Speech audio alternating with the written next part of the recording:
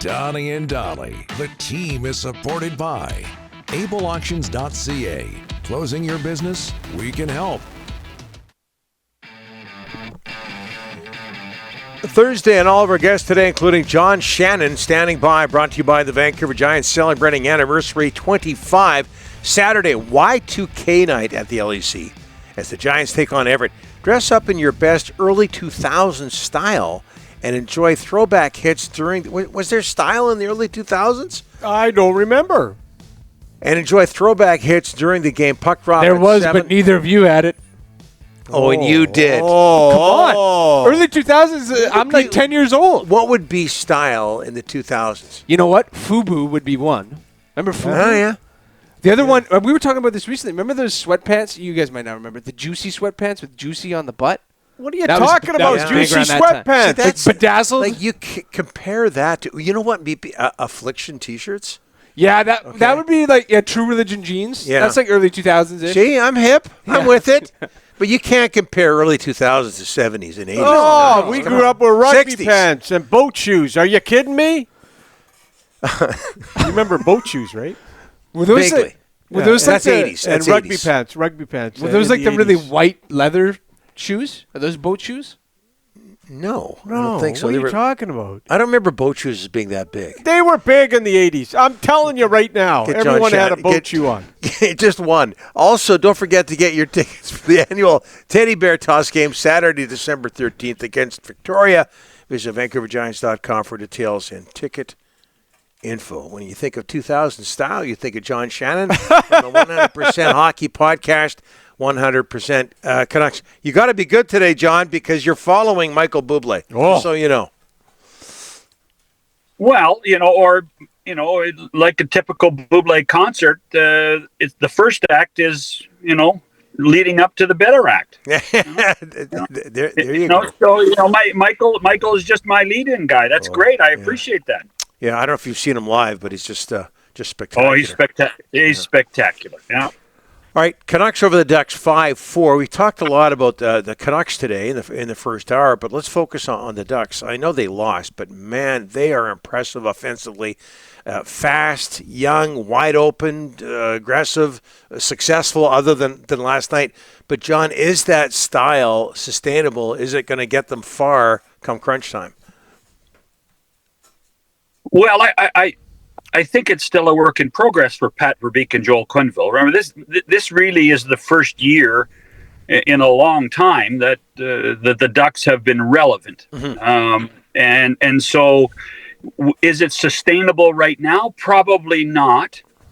That's the reality of it. But when you look at the young guys, the Lacombes, the Gauthiers, the McTavishes, Seneca, they're going to be good for 8 or 9 years, Donnie. Mm-hmm. It's good. And this is, to me, this is like the Blackhawks when Joel took over the team from Dennis Savard. It took a year and a half to get them to the Stanley Cup final.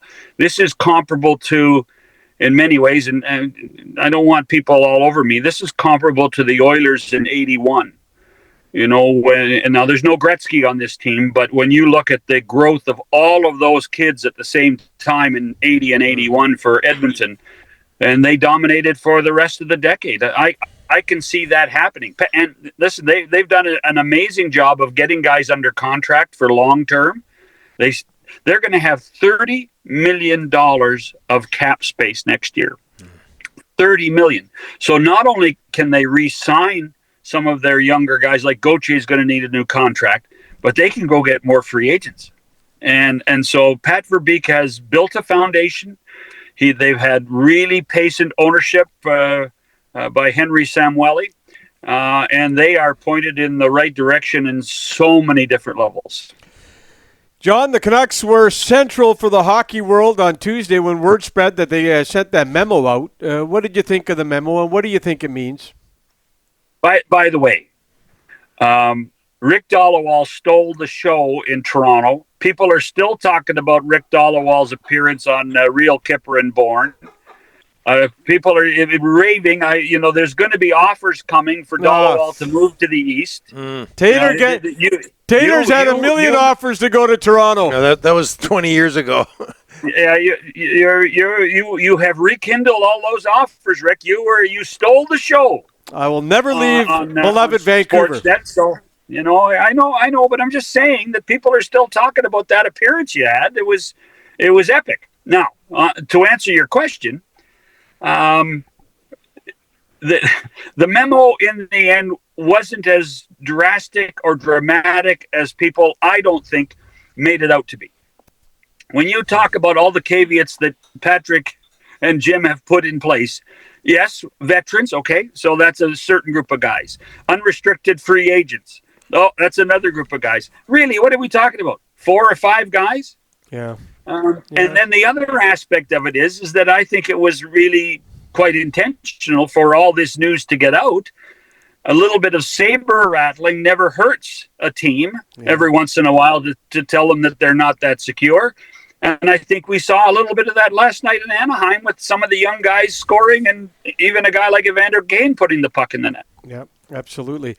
What is going on in Edmonton, John? I mean, 8 goals against Dallas allowed on home ice, 9 against Colorado. They got goalie issues. Who's giving them a goalie right now? I mean, it's got to be the hardest thing to find. Well, I think there's more teams than one looking for a goaltender. And quite frankly, I'm still not convinced that Stan Bowman is really out there heavily shopping for one.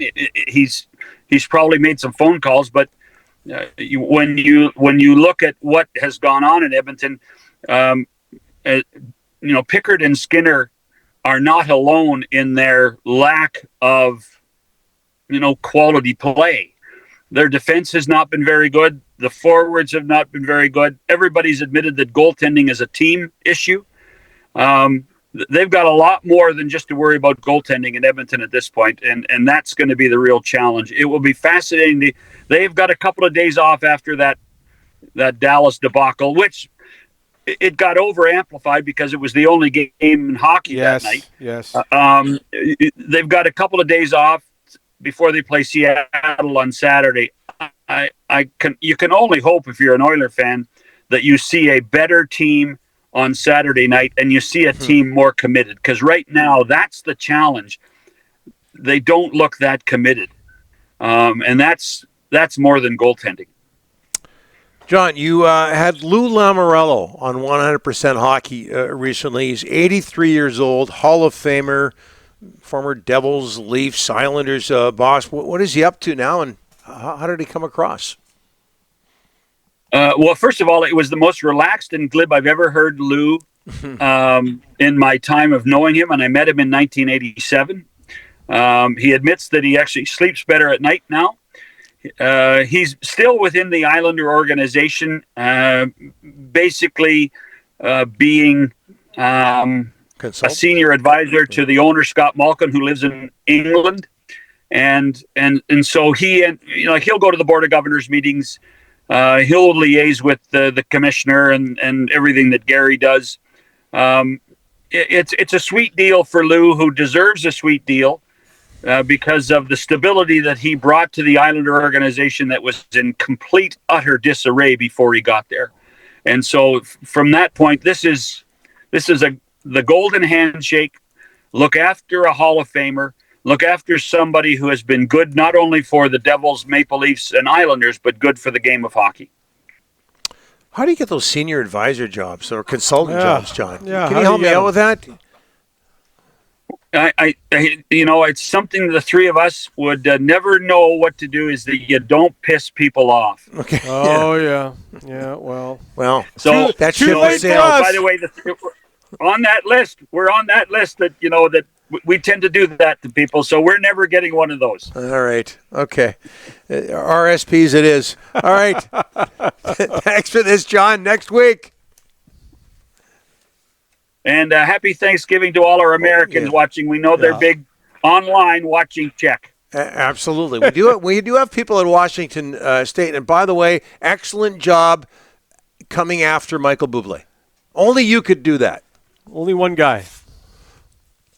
Well, the only thing that salvaged that Donnie, was that I didn't sing. Well, there's always next week. Yeah. Work on it. Well, I only sing the Lions fight song, and they're done, so it's okay. Yeah. All All right. lines go. Yeah. I'm sad to say this is how old I am. I remember every word, and I know you do too. You and Del Richards. That's right. Yep. Del Richards. 3 people got that, and I'm one of them. Thanks, John. Cheers, boys. You bet.